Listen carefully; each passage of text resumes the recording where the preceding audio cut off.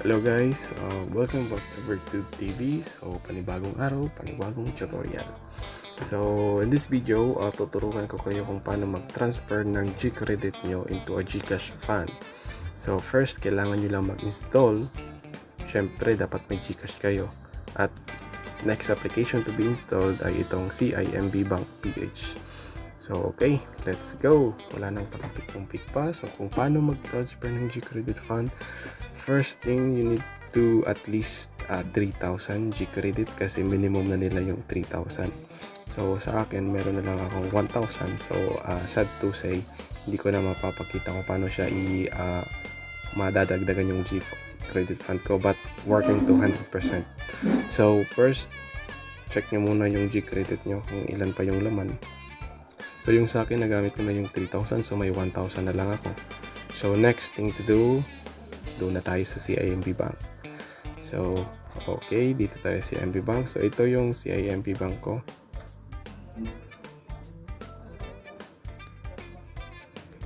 Okay, ito na siya. So, meron akong zero balance. So, paano mag-transfer? First, you need to cash in. Ito nga pala guys, yung magiging step by step natin. So, una, yung Gcredit natin, ita-transfer natin siya sa CIMB Bank. So, after sa CIMB Bank, ita-transfer naman natin siya as a G-Fund na or a Gcash fund na sa inyong Gcash account. So, kung saan pwede nyo siyang gamitin. Okay. So, first, cash in. So, under cash in, go to other over the counter. So, other payment center. And then, SCPay for Gcash and payment centers. So, for example, 3,000 na kasi. Try muna natin 1,000 kung pwede. Pero, I think 3,000 na talaga. Okay. So, 3,000 minimum na nila i-cash out. So, for example, meron tayong 3,000 dito. So, continue.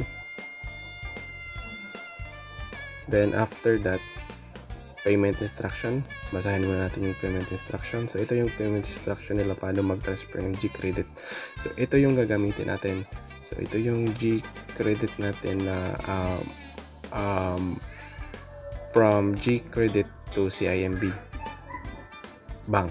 So, kailangan natin ng DragonPay kasi ito. So, magpipay bills tayo doon sa Gcash gamit itong DragonPay natin. So, meron tayong reference number, so on and so forth. So, meron silang step. So, yun. Ito. So, after natin, pag okay na ang lahat, nabasa na yung step, click done. And then, magsasend na yan sila ng reference number doon sa email natin. Kung saan gagamitin na naman natin pag pay bills doon sa Gcash. So, for example, doon tayo sa email natin. So, this one. Ito na yung email natin, guys. Teka lang, papakita ko sa inyo ha. So, ito na yung email natin.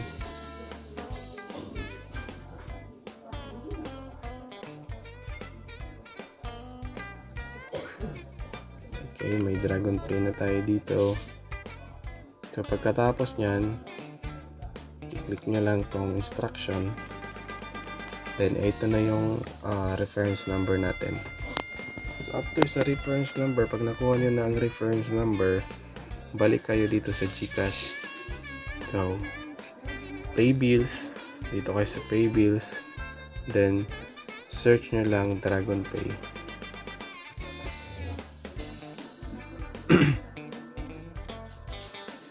DragonPay.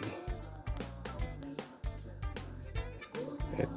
So, dito nyo i-input yung complete nyo lang tong credentials dito. For example, contact number nyo, yung reference number ang mas importante. So, dapat hindi kayo magkamali sa paglagay ng reference number.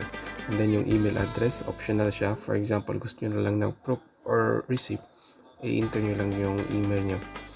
Then, after that, click next. So, pag na-click next na siya, magkakalaman na yung CIMB Bank nyo. So, sa akin, hindi ko mata-transfer kasi 1,000 na lang yung natira. So, magkakalaman na dito sa CIMB Bank nyo ng 3,000 pesos. So, next naman natin, step 2, kung paano natin siya i-move as a Gcash fund. So, paano natin siya ta-transfer? All you need to do lang is to click this one, itong transfer. So, add to other banks. Click nyo lang to the other banks. And then, hanapin lang natin dito yung GCash na. Ito. Click nyo lang tong GCash. And then, yun. Lalagay nyo yung receipt na account name, receipt na account number, and then yung amount na ito transfer nyo. So, for example, 3,000. I-input nyo lang dito 3,000 and then so on and so forth. Pag click continue nyo siya, automatic na siya magkakalaman yung GCash nyo. So, ganito lang simple mag-transfer ng from GCredit into GCash fund. So, kung meron kayong katanungan regarding with this tutorial, just comment lang sa ating comment section. Okay, so I think tapos na tong tutorial natin. Thank you for watching.